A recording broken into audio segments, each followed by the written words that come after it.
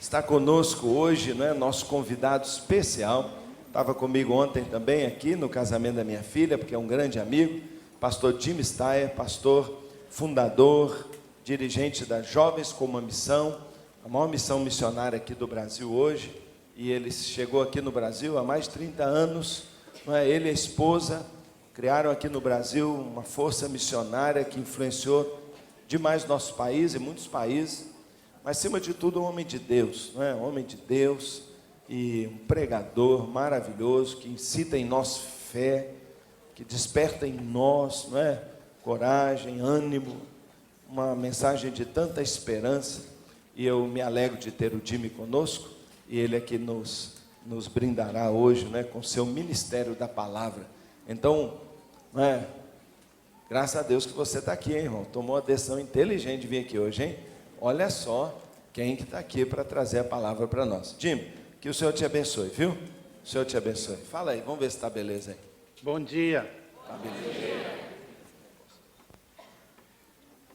Não tem uma igreja no mundo que eu sinto mais alegria em ir para pregar. Eu me sinto em casa quando eu estou aqui com vocês.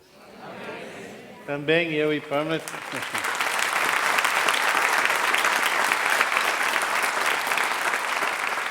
Eu e Pamela estamos muito agradecidos que essa igreja ajuda com o nosso sustento e é muito chave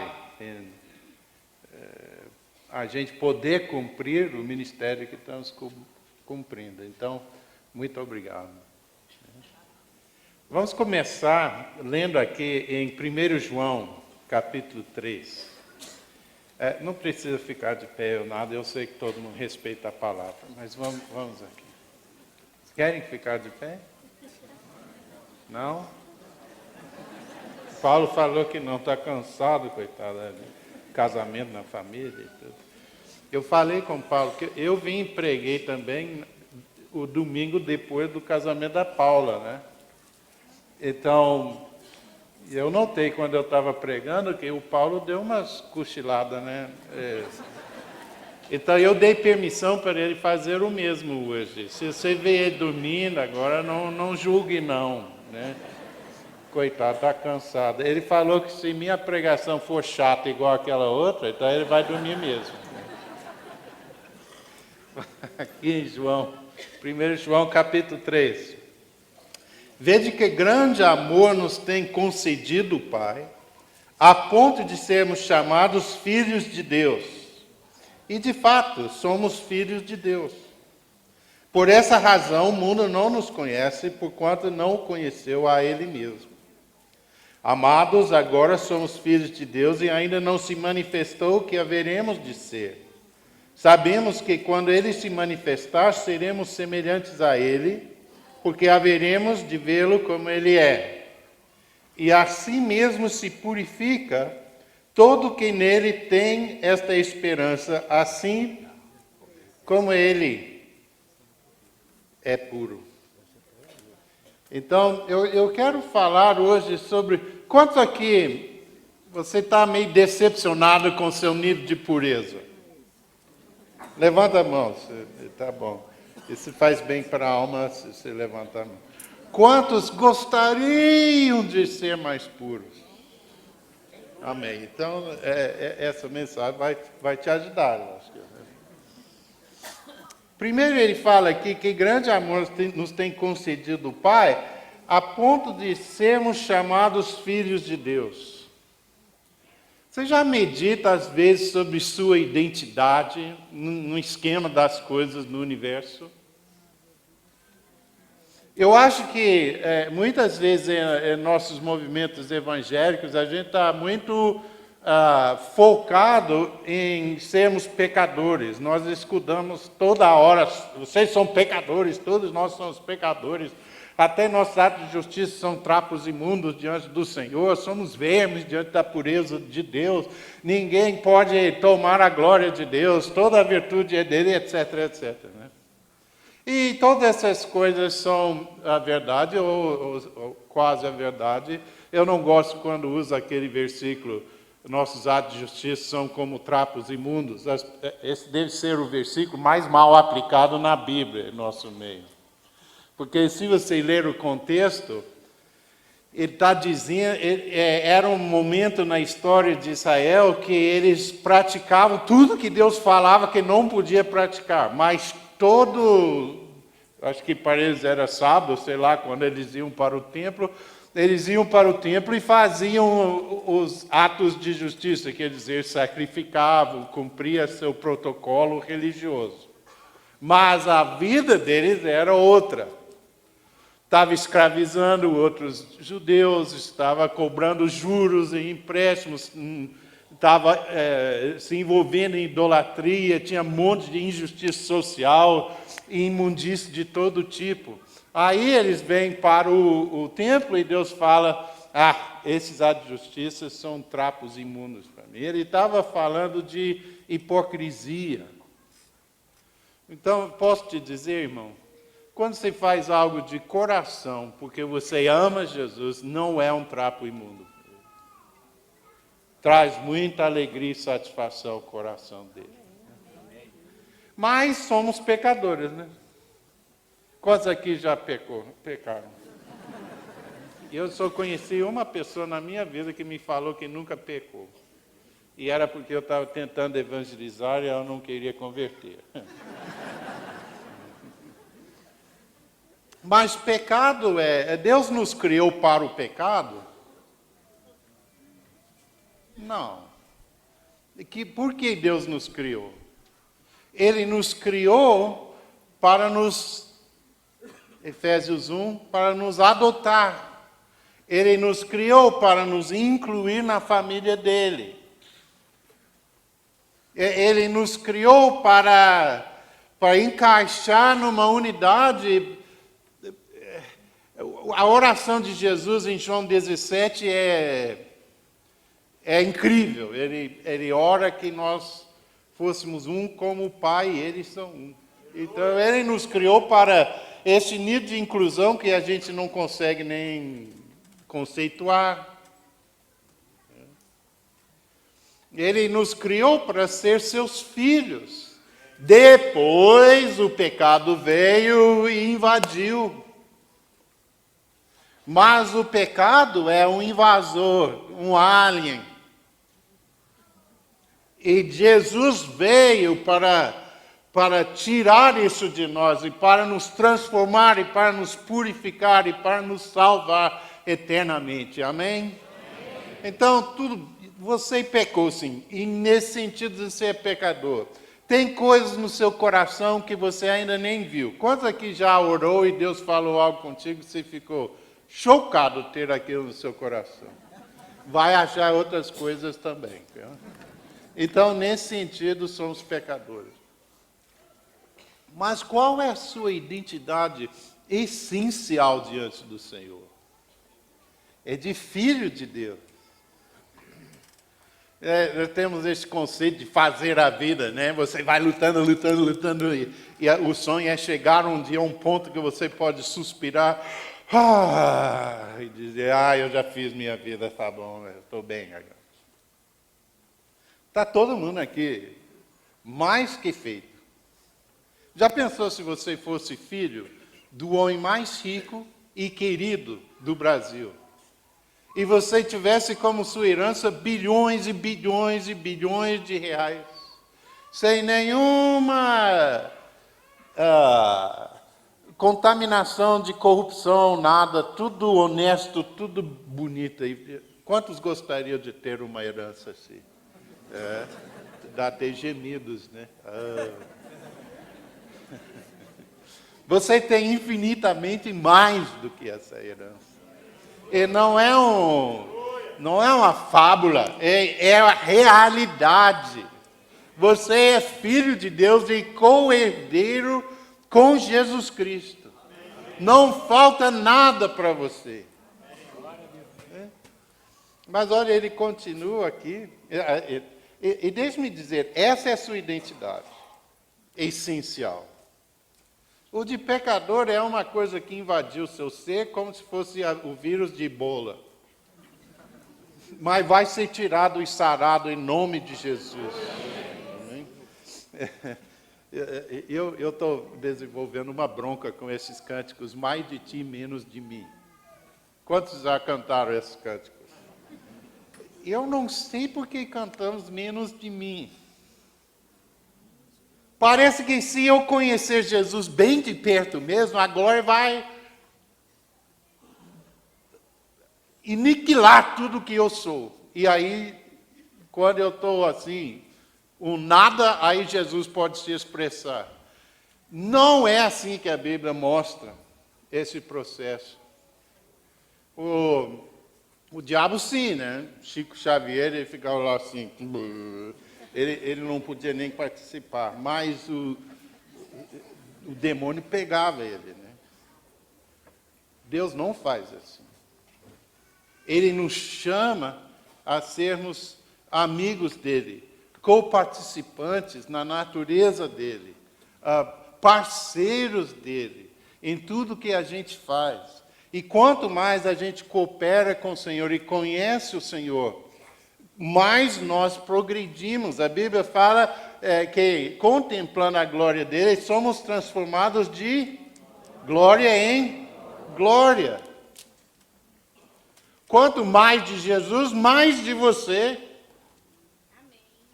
Amém. Eu sei que estamos citando João Batista, ele fala, ele tem que crescer, eu tenho que diminuir. Mas João Batista estava falando de perfil público do seu ministério. O tempo para João Batista ter uma projeção pública tinha passado. Era hora de Jesus ter esse perfil. Quantos sabem que nossas vidas têm um ritmo, tem uma hora para ser reconhecido, uma hora para não. Mas João Batista não estava dizendo que ele ia diminuir no Senhor ou como ser humano. Amém? Amém. Quanto mais você descobrir Jesus, mais você vai descobrir você mesmo. Nós devíamos escrever uma música. Quanto mais de Jesus, mais de mim. Então somos filhos de Deus. E fala aqui que por essa razão o mundo não nos conhece. Irmãos, eu voltei agora de uma viagem missionária, eu estava ministrando a pessoas de Irã, Afeganistão, Paquistão, Tadiquistão, China e outros lugares. Há uma onda de perseguição terrível solto pelo mundo. Falei com o irmão que acabou de sair da prisão depois de ser torturado por um mês. Falei com uma irmã que já foi presa e mandada para a prisão 13 vezes por causa da sua fé. Primeira vez quando a filhinha dela tinha 18 meses. Há 2 semanas eu estive no México falando com um grupo de alunos que estão fazendo mestrado com a Universidade das Nações e ele me falou, Jimmy, 3 semanas atrás quase tive o esgotamento nervoso. Eu disse, mas por quê, Paulo? Ele disse, por causa das cenas que eu presenciei. Ele estava andando no norte da Nigéria e ele mesmo e a equipe dele enterraram 500 crentes que foram mortos por ser cristãos. E ele me mostrou um vídeo dos muçulmanos sacrificando os cristãos, matando eles, martirizando eles. A violência é grande. A imprensa, provavelmente, você nunca nem tinha ouvido falar dessa matança na Nigéria. Ontem, um ônibus cheio de pessoas estava passando perto de Somália, e pararam o ônibus, fizeram descer todos os passageiros, fizeram as perguntas, quem não tinha conhecimento básico do Alcorão foi separado, deitaram ele no chão e mataram todos. Então o mundo não nos reconhece. No Brasil, por enquanto, a perseguição é pouca, mas eu estou vendo que está aumentando.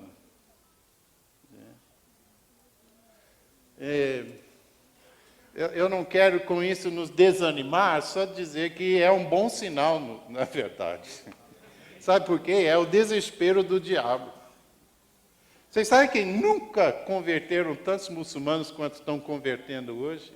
E quanto mais eles matam cristãos, mais muçulmanos sinceros falam, espera aí, tem algo errado, e eles convertem também. Eu tive com o irmão 3 semanas atrás, que era um muçulmano tão dedicado que ele decorou todo o Alcorão. Ele sabe o Alcorão decorado de capa a capa, e ele viu como era errado o que estava sendo feito, o que estava produzindo tudo aquilo, e ele converteu. É crente fervoroso hoje. Então, essa violência contra nós é um sinal de esperança, que Deus está derramando seu poder. Amém? Amém. E vamos travar uma boa batalha aqui no Brasil para que vença a luz? Amém. Amém. Que não esperemos assim uma facilidade. Nossa esperança não é que vamos ser bem recebidos e amados por este mundo, porque não vamos.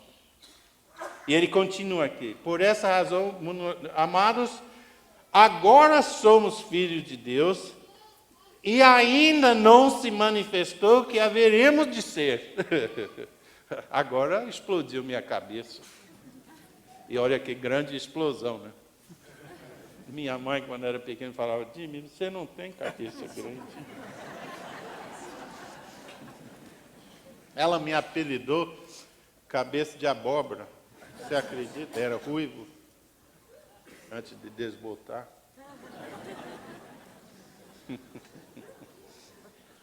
Meus irmãos, ser filho de Deus já é demais, não é?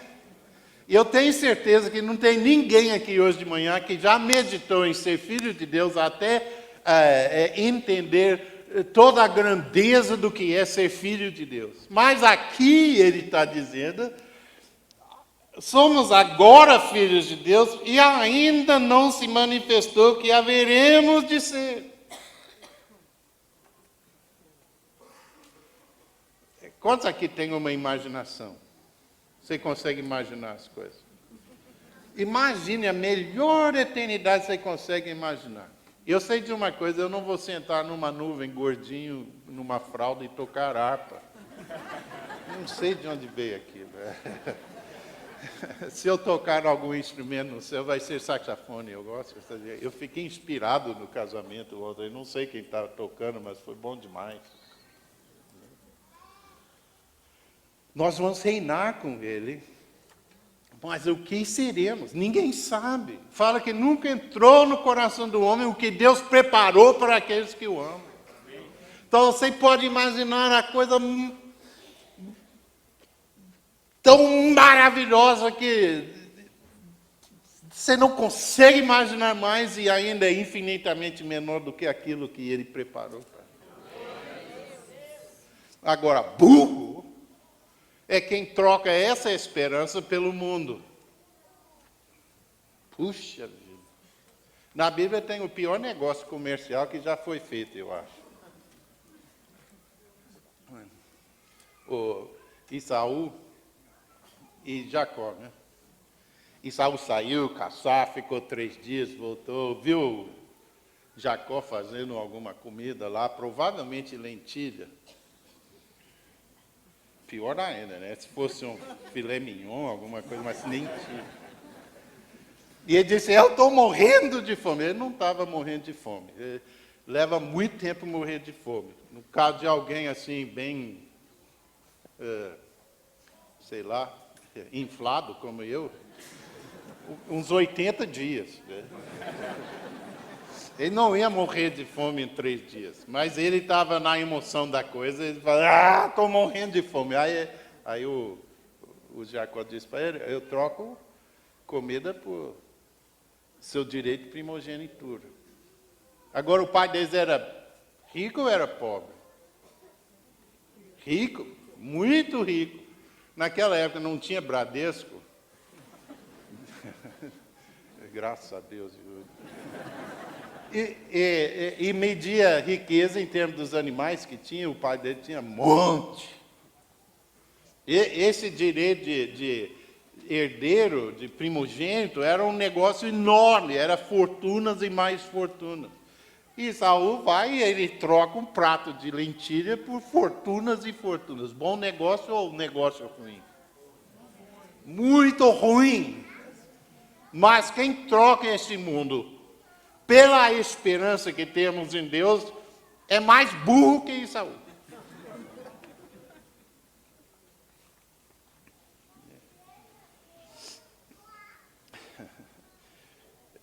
Eu gostaria, eu não sei, eu acho que a gente não consegue contemplar o que havemos de ser, mas vai ser muito glorioso. Agora, é difícil para nós aceitar essa ideia de uma glória humana, né? Vocês sabem, um dos grandes problemas com o mundo, para se livrar de qualquer obrigação diante de Deus, tem necessariamente que diminuir o que o ser humano é. Se você reconhece que o ser humano é um ser não só físico, mas também espiritual e que é filho de Deus, vem junto a obrigação de prestar atenção a Deus e obedecê-lo, né? Então o mundo nega isso para não responder a Deus. É igual criança que se esconde dos pais para fazer as coisas que quer fazer, as coisas más. Igualzinho. Mas nesse processo eles diminuem tanto o que eles são. Ontem eu fiquei inspirado demais no casamento. Eu acho que eu chorei mais do que as mulheres que estavam aqui. É vergonhoso. Quanto mais velho fico, mais eu choro, não sei. Eu sou macho ainda. Mas eu vi como uma celebração do valor do ser humano. Quando você para e faz aquele protocolo, tudo, aquelas roupas especiais, você está reconhecendo que nós somos algo mais do que apenas nosso corpo. Agora, o mundo não. O mundo abandonou isso para os humanistas. O ser humano é apenas o corpo. Mais nada. Então, nisso, a esperança que eles têm é de ter algum prazer durante suas vidas aqui na Terra e não tem mais nada de esperança. Mas a gente já vive algo mais glorioso e algo mais difícil.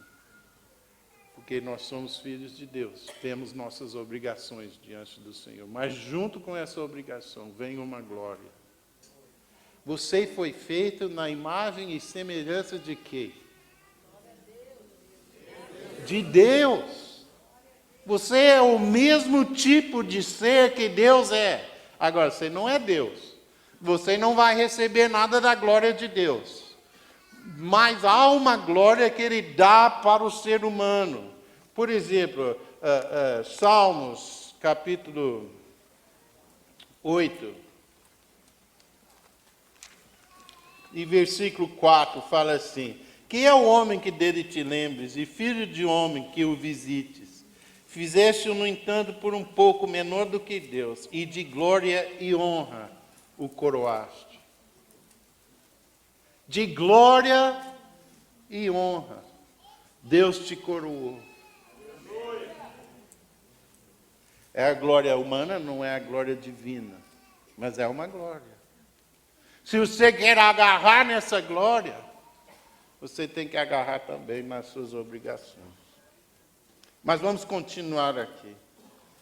Sabemos quando Ele se manifestar, seremos semelhantes a Ele, porque haveremos de vê-lo como Ele é. Eu vou falar mais sobre isso hoje à noite, mas é a presença de Deus, é contemplar a pessoa de Deus, é desenvolver uma vida de comunhão com Deus, que nos transforma. Esses versículos aqui estão no livro de 1 João, e o livro de 1 João está cheio de passagens assim: se você é nascido de novo, não pecarás, né? Então é difícil para nós a gente ler aquilo, e geralmente acontece isso. Nós começamos a tentar com muita força de vontade a não pecar mais.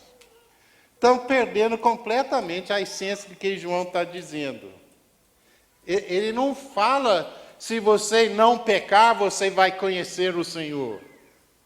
Ele fala, se você conhece o Senhor, você não vai pecar. A nossa transformação não vem porque a gente se esforça muito para não pecar. Agora, eu sei, tem que se esforçar, mas a essência da passagem é conhecer a Deus.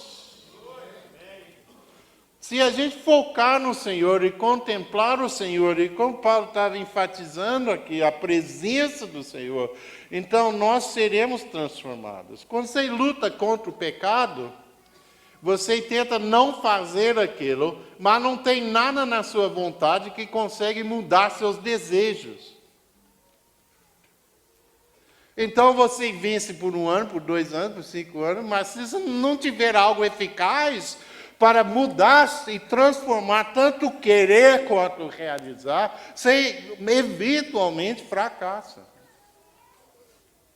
Mas Ele transforma até nossos desejos. Que conheçamos a Ele. E aqui, então, a última frase aqui. E assim mesmo se purifica todo o que nele tem esta esperança, assim como ele é puro. Não seria um alívio tão grande ter aquele tipo de pureza em nossas vidas? Agora, todos nós estamos num caminho, né? Você não deve te julgar pelo lugar onde você se encontra hoje. Deus não... Eu hesito em dizer isso, mas é quase Deus não importa tanto com aquilo. O que Ele importa é se você está progredindo de glória em glória ou não. Pode ser que sua glória nessas alturas do seu caminhar com Jesus é pequenininha. Mas se você ficar com olhos fixos nele, vai crescer. Ele fará isso. Eu estava ouvindo uma música hoje cedo, e ele purificará os filhos de Levi. Ele purificará. Eu comecei a me regozijar nisso. Ele nos purificará. Mas como é que a esperança participa nesse processo? Meus irmãos, todo mundo segue alguma esperança. Crente, não crente, santo de Deus, pecador terrível. Todo mundo segue alguma esperança. A pessoa que se larga na sensualidade, ele está depositando sua esperança no prazer da sensualidade. A pessoa que busca um estado alterado através de drogas, ele está pondo sua esperança na euforia daquela experiência.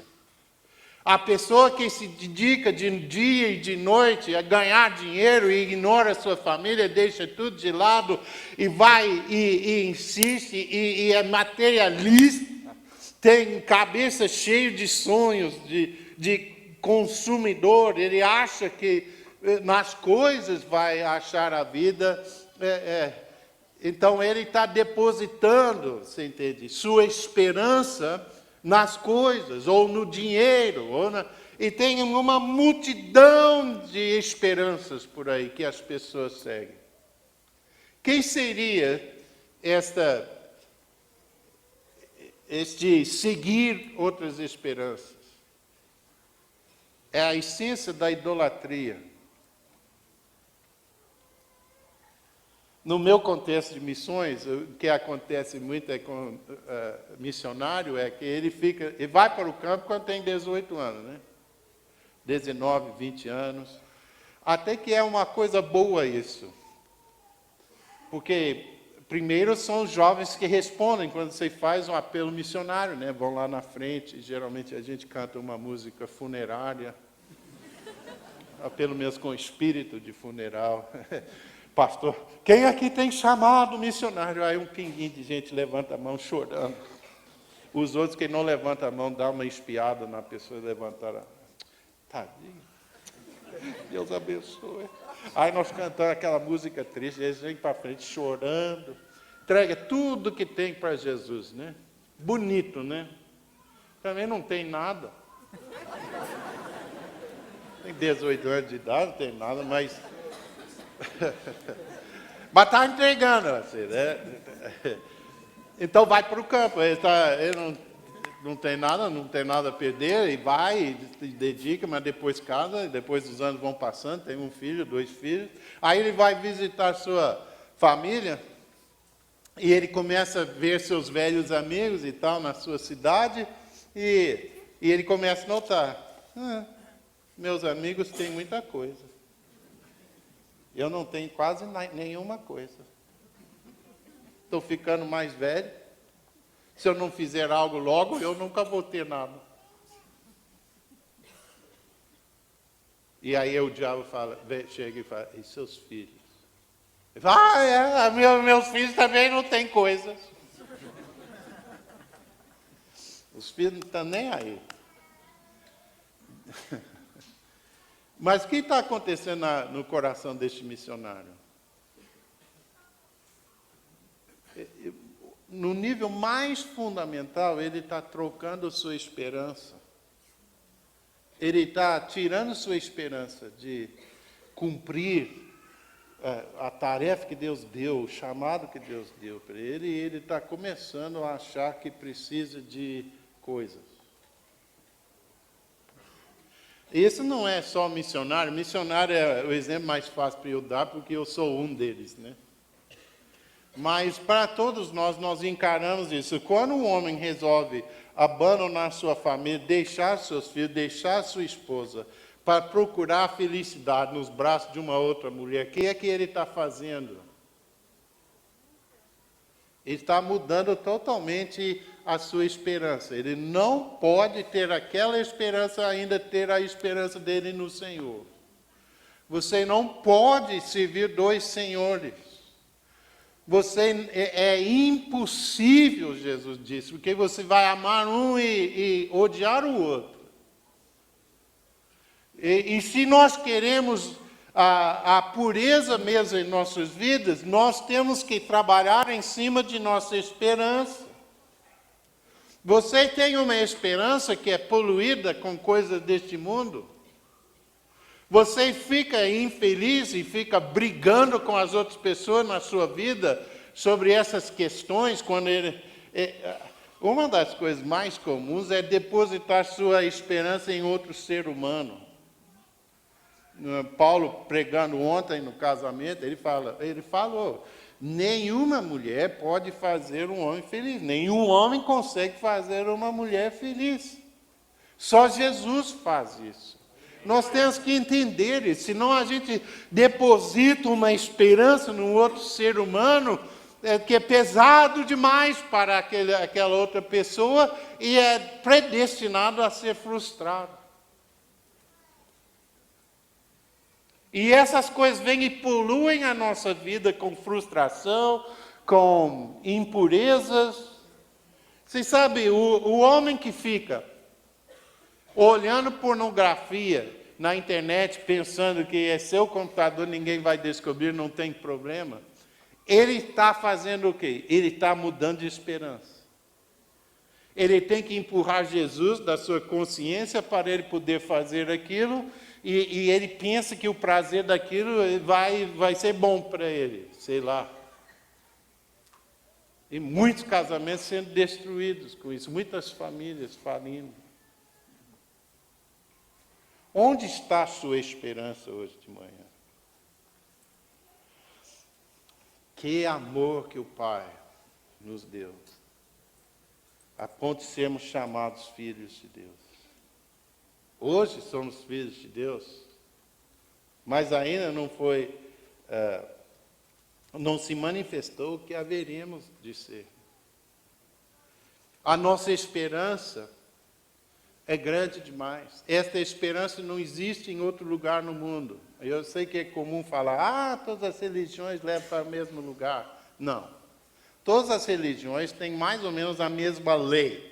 Porque quando você começa a meditar sobre o que é certo e o que é errado, a lei de Deus está escrita no coração humano, você vai chegar a alguma versão de amor. Então, todas as religiões pregam alguma versão do amor. Mas não tem nenhuma que nos dá a esperança que Cristo nos dá. E nem eles falam que dão. O budista, o sonho dele é sumir, é perder a ilusão do seu ser existir. Hindu é igual. Muçulmano, ninguém tem certeza que vai para o céu. A única esperança que é semelhante à nossa, aliás, não tem uma esperança semelhante à nossa, só existe aqui e na pessoa de Jesus. E eu te garanto uma coisa hoje de manhã, irmãos. Se você batalhar exclusivamente contra a impureza que está no seu coração, nos seus desejos, na sua mente, e você fica falando, eu não vou fazer aquilo, eu não vou ceder, eu não vou... Você não vai ter êxito, você não será bem-sucedido, porque esse não é um processo que nos purifica. A gente olha a tentação e fala, não, mas está lá. E no outro dia está falando, não. E no outro dia está falando, não devia. E no outro dia estamos pensando, quem sabe só um pouquinho se eu mantiver sob controle. Está entendendo? Que está lá, não nos transforma a nossa força de vontade. Cristo em nós é a esperança da glória. Ele que transforma. Quantos querem fazer um compromisso com o Senhor hoje de manhã? Que você vai vigiar a sua esperança. Quando trocamos esperança, quando está em Jesus, mas a gente pensa Jesus e mais isso, já começou a trocar. Né? Um dia desses eu estava falando com o Senhor, Senhor, resmungando, porque eu tinha que fazer uma longa viagem. Muita mudança de fuso horário, muito aeroporto, muito maltrato pelas empresas aéreas, muito sentado assim. Quantos estão olhando para mim sabem que eu não cabo num assento no avião, né? Então eu fico lá a noite toda assim. E aí eu estava resmungando diante do Senhor. Senhor, mais uma viagem. Ele disse, Jimmy, o que é que determina a qualidade da sua vida?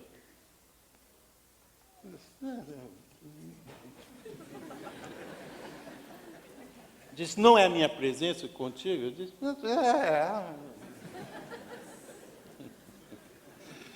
quase sempre a gente já sabe as coisas que Deus fala conosco, né? Mas Ele nos lembra. Ele disse, o que vai determinar a qualidade da sua vida durante essa longa viagem não são as circunstâncias, é a minha presença contigo. Eu disse, tá bom, Senhor. O que vai determinar a qualidade da sua vida é a presença de Jesus contigo. E que vai determinar a direção da sua vida é a natureza da sua esperança. Se você deixar outros elementos que não sejam a sua eternidade com Jesus, invadir o seu coração e começar a ganhar você começa a fazer aliança com essas outras esperanças, você vai contaminar a sua vida. Você entende isso? Porque é um tipo de idolatria. Mas se você virar seus olhos para Jesus e falar com Jesus, só em ti eu vou ter minha esperança. Então, quem tem esta esperança, assim mesmo se purifica todo o que tem esta esperança. Assim como ele é puro. Amém. Agora, eu não tenho sacrifício para você fazer hoje de manhã. Eu não estou te desafiando a renunciar a alguma coisa. E tal. Eu estou te chamando para pôr sua esperança na pura, maravilhosa, gloriosa, linda, sublime pessoa de Jesus. Onde tem sacrifício nisso? Eu estou te pedindo hoje de manhã que você abrace a glória da sua esperança. Você hoje é filho de Deus. E ainda não foi revelado, não se manifestou o que você será. Oh, aleluia. Nunca entrou no coração do homem o que Deus preparou para aqueles que eu amo. Quantos querem esta esperança? E quantos vão vigiar para manter essa esperança única no seu coração? Não vai entrar dois, Senhor. Fica de pé, se esse é seu testemunho, você vai fazer isso. Eu vou orar por isso. Senhor, teus caminhos são tão diferentes do que a gente espera. A gente olha e pensa, Deus vai exigir pureza para poder ter comunhão comigo. Mas o Senhor chega e fala, através de comunhão comigo, eu vou produzir pureza. Senhor, tu colocas o relacionamento primeiro, a transformação como resultado. E pode fazer isso por causa de Jesus, que nós lembramos hoje do sacrifício dele para o Senhor poder nos receber, nos abraçar e começar a aplicar o grande poder do Evangelho em nossas vidas. Obrigado por nossa esperança, Senhor. É tão gloriosa, é tão grande, é tão maravilhosa que além de nossa imaginação, te agradecemos. Nós abraçamos pela fé essa esperança hoje de manhã, em nome de Jesus. E, Senhor, recusamos todo o nosso coração, tudo que possa servir de esperança falsa para nós. Nós não vamos abraçar esperanças falsas, em nome de Jesus. Só o Senhor é a esperança de nosso coração, de nossa vida, de nossa eternidade. Então nos ajude a vigiar nossa esperança, para que sejamos puros como Tu és. Em nome de Jesus. Amém.